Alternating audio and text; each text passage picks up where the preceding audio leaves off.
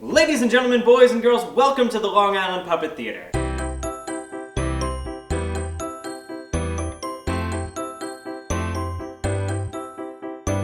I grew up just down the road from the Long Island Puppet Theater, and I saw my first show here at 7 years old in 1998 when the theater did their first ever children's birthday party.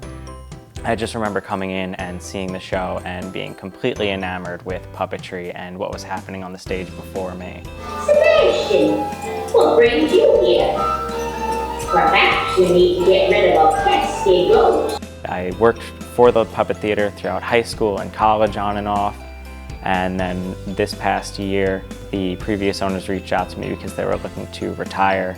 I realized that if I didn't take over, this might be the last that people see of this hidden gem of Long Island. So I jumped on it, and from March of 2016, I've just been doing everything that I can to revitalize the theater. I first heard about the puppet theater through Anthony, who runs the theater.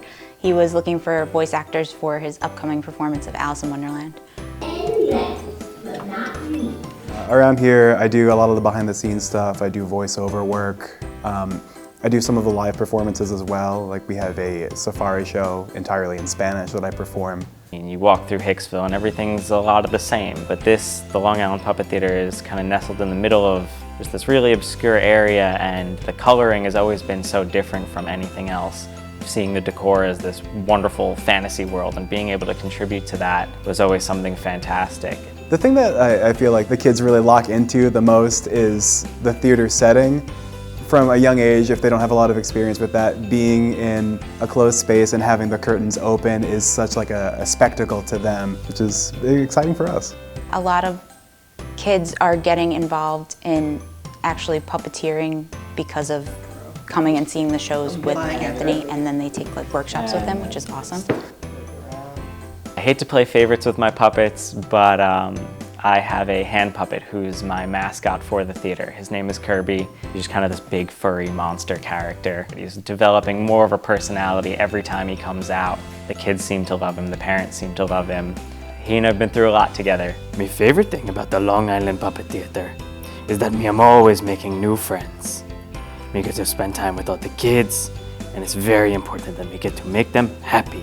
I build the puppets myself, and it's always just such an adventure to see what differences these puppets have from other puppets I've built. I love coming in and writing the shows and knowing that people are going to come in and see this, and they're going to tell other people about this story that they've just heard. It's such a unique art to be a puppeteer, and I love how I get to have time to spend with people who are super supportive and like super into theater. Anthony coming in here as a kid and then spending all his years of college actually studying puppeteering, and then coming here and taking over and building the theater up and trying to create a new life for it with his own work and with his own puppets and his own writings is absolutely incredible. I get to wake up in the morning and say, I'm gonna go and make someone's day a little bit better. And that is just indescribable. Best feeling in the world.